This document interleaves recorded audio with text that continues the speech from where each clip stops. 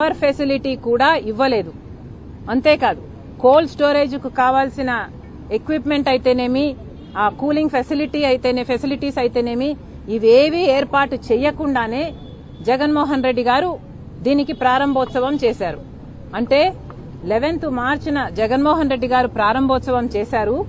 ఆ మరుసటి రోజు 12 మార్చిన నుంచి కనీసం ఒక్క అరటి గెల కూడా ఇక్కడికి రాలేదు. ఒక్క అరటి గెల కూడా ఇక్కడ మళ్లీ కోల్డ్ స్టోరేజ్ లో స్టోరేజ్ చేసిన దాఖలాలు లేవు. ఒక్క అరటి గెలను కూడా ఇక్కడ ప్రాసెసింగ్ చేసి ఒక ప్రాడక్ట్ గా మళ్లీ బయటికి పంపించిన దాఖలాలు లేవు. కనీసం జగన్మోహన్ రెడ్డి గారు ఈ 11 మార్చి నాటికి కాదు, అప్పటి నుండి ఇప్పటి వరకు ఇంకా 9 కోట్ల రూపాయలు కాంట్రాక్టర్ కు ఇంకా అలాగే పేమెంట్ ఇంకా ఇప్పటి వరకు కూడా జగన్మోహన్ రెడ్డి గారు పెండింగ్ పెడితే ఈ రోజు వరకు కూడా అలాగే పెండింగ్ ఉంది. అంటే ఇది కేవలం ఎలక్షన్ల ముందు హడావిడిగా మేం చేశామనిపించుకోవడానికి చేశారు తప్పితే జగన్మోహన్ రెడ్డి గారు దీన్ని చెయ్యనే లేదు. ఇందాక వీడియోలో చెప్పినట్టుగా జగన్మోహన్ రెడ్డి గారు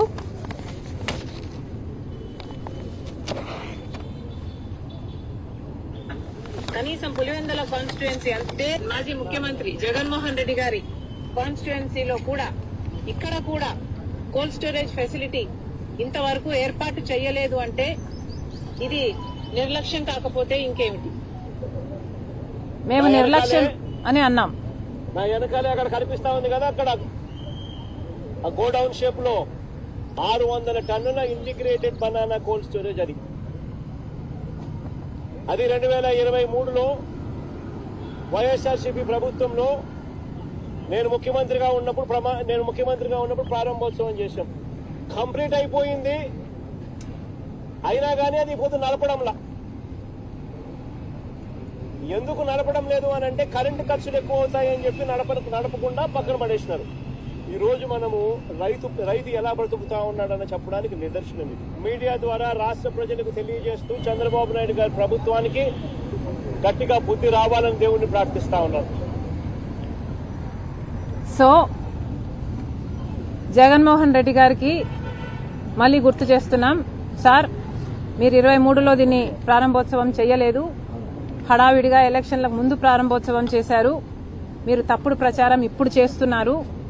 కానీ ముఖ్యమైన విషయం ఏమిటంటే ఇక్కడ ఈ కోల్డ్ స్టోరేజ్ ఫెసిలిటీ అన్నది కేవలం ఎలక్షన్ స్టంట్ గా మీరు చేశారు అంటే దానికి కారణం, మీకు అంతకుముందు చెయ్యలేదు అంటే దానికి కారణం, పూర్తి చేసి నడపలేదు అంటే దానికి కారణం మీరు ముఖ్యమంత్రిగా ఉండి మిగతా అన్ని విషయాలలో నిద్రపోయినట్టుగానే ఈ విషయంలో కూడా నిద్రపోయారు.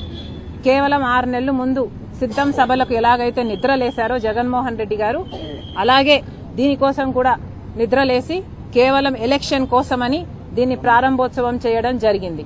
మేము ఎందుకు చెప్తున్నాము అంటే వీళ్ళు ఇంతగా, నేను ఒక్క మాట, నిన్న అసలు మా టార్గెట్ జగన్మోహన్ రెడ్డి గారు కానే కాదు. మేము ప్రభుత్వాన్ని నిలదీయడానికి వచ్చి రైతుల పక్షాన మాట్లాడితే అది ఏది పట్టించుకోకుండా కేవలం ఒక మాట జగన్మోహన్ రెడ్డి నిర్లక్ష్యం అని మేము మాట్లాడినందుకు దీన్ని భయంకరంగా సర్క్యులేట్ చేస్తున్నారు. ఇది ఎక్కడి న్యాయం అని అడుగుతున్నాం. ఎందుకు చేస్తున్నారు అని అడుగుతున్నాం. నిజంగానే ఇది నిజమైతే జగన్మోహన్ రెడ్డి గారి టీము నిజాలు బయట పెట్టాలి, ఆధారాలు చూపించండి. మీరు 23లో దీన్ని ప్రారంభం చేసుంటే ఎలక్ట్రిసిటీ బిల్స్ ఉంటాయా? 23లో దీన్ని ప్రారంభం చేసుంటే 24 వరకు, మే జూన్ వరకు ఎలక్షన్ జరగలేదు కదా, మీరే ముఖ్యమంత్రిగా ఉన్నారు కదా. అంటే ఆ 13 నెలలు 14 నెలలు ఎలక్ట్రిసిటీ బిల్స్ ఉండాలి. ఆ బిల్స్ ను బయట పెట్టండి. ఆ 13 నెలల్లో ఈ ప్లాంట్ జరిగింది అని మీరు అంటున్నారు కదా, ఎంత అరటి గెలని ఎన్ని టన్నులని మీరు అక్కడ స్టోరేజ్ చేశారో దాని రిజిస్టర్స్ లేకపోతే దాని రికార్డ్స్ ఏయో ఉంటాయి కదా, అవన్నీ కూడా బయట పెట్టండి. ఆ ప్రాసెసింగ్ ప్లాంట్ లో ఎన్ని అరటి గెలలను టన్నులను మీరు ప్రాసెసింగ్ చేశారు, ఏ ప్రోడక్ట్లని మీరు ఉత్పత్తి చేశారు, ఆ ప్రోడక్ట్లని ఏ రైతులకి are how did it go out, ఈ డీటెయిల్స్ అన్ని కూడా బయట పెట్టాల్సిన అవసరం ఉంది. నిజంగానే Congress party is challenging you. మేమన్న ఒక్క మాట పట్టుకొని మీరు ఇంతగా మమ్మల్ని సతాయిస్తున్నారే, ఈ నిజాలన్నీ బయట పెట్టండి. మీకు దమ్ముంటే మీరు చెప్పిన మాట నిజమని నిరూపించండి. ఇదే కాదండి, ఏదైనా కూడా మీరు జగన్మోహన్ రెడ్డి గారి టీమును గమనిస్తే మొట్టమొదటిగా వాళ్ళు మమ్మల్ని అటాక్ చేస్తారు. వీళ్ళు అటాక్ చేసిన తర్వాత మేము డిఫెండ్ మాత్రమే చేసుకుంటాం. అంటే వాళ్ళు ఒఫెన్సివ్ ఆడతారు. మమ్మల్ని అటాక్ చేయడమే పనిగా పెట్టుకుని వాళ్ళు ఒఫెన్సివ్ ఆడతారు. మేము ఇప్పుడే కాదు ఎప్పుడు కూడా సంజాయిషి ఇచ్చుకోవడం, సమాధానం చెప్పుకోవడం, ఒఫెన్స్ మాత్రమే మేము చేస్తున్నాం. మొన్న విషయంలో కూడా విజయమ్మ గారు ఒక లేఖ రిలీజ్ చేశారు.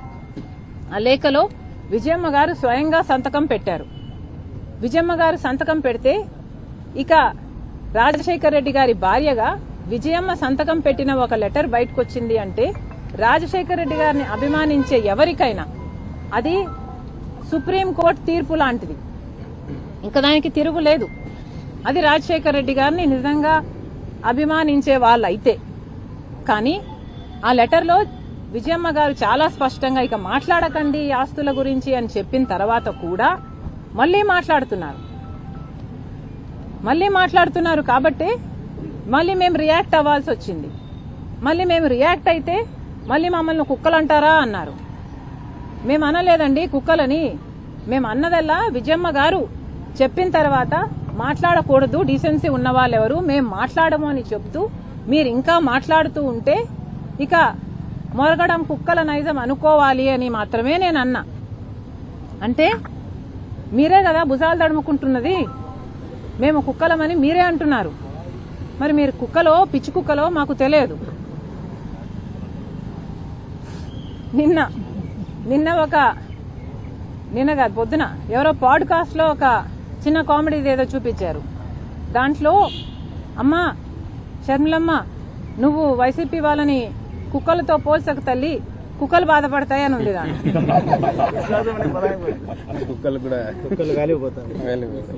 మేమనలేదండి, మేమనలేదు. ఇప్పటికీ కూడా జగన్మోహన్ రెడ్డి గారు మా టార్గెట్ కానే కాదు. మేము ప్రభుత్వాన్ని ప్రశ్నించడానికి ఇక్కడికి వచ్చాం, ప్రభుత్వాన్ని ప్రశ్నిస్తున్నాం. కానీ మీరు మమ్మల్ని టార్గెట్ చేసి నిన్న వీడియో రిలీజ్ చేయాల్సిన అవసరం ఏమొచ్చిందో మాకైతే అర్థం కావటం లేదు. మీకు ఏమాత్రం వీలున్నా లేకపోతే ఇంగితం ఉన్నా ఇక్కడ అరటి రైతుల కోసం మేము వస్తే మాతో కలిసి ఇంకో మాట అరటి రైతుల కోసం మాట్లాడతారా? లేకపోతే మేము అరటి రైతుల్ని బాగు చేయడానికని మేమొస్తే మా మీద మాట్లాడతారా? ఇంగితం ఉందా అండి మీరు చేస్తున్న దాంట్లో? మళ్ళీ మీరు ప్రతిపక్షం, అసెంబ్లీకి ఎలాగో పోరు. కనీసం నిజంగా ప్రజల పక్షాన పోరాటం చేస్తున్న వాళ్ళకైనా మీరు కనీసం కొంచెమైనా అయ్యో చేస్తున్నారులే అన్న భావన కూడా లేదు. మళ్ళీ చెప్తున్నాం, మీ జోలికి మేము రావటం లేదు. మమ్మల్ని అటాక్ చేస్తే మాత్రం మేము సమాధానం చెప్తాం. ఒఫెన్సివ్ గేమ్ మేము కూడా ఆడతాం, మాకు కూడా ఆడడం తెలుసు. Thank you. షర్మిలమ్మ నాయకత్వం, షర్మిలమ్మ నాయకత్వం, షర్మిలమ్మ నాయకత్వం, షర్మిలమ్మ నాయకత్వం.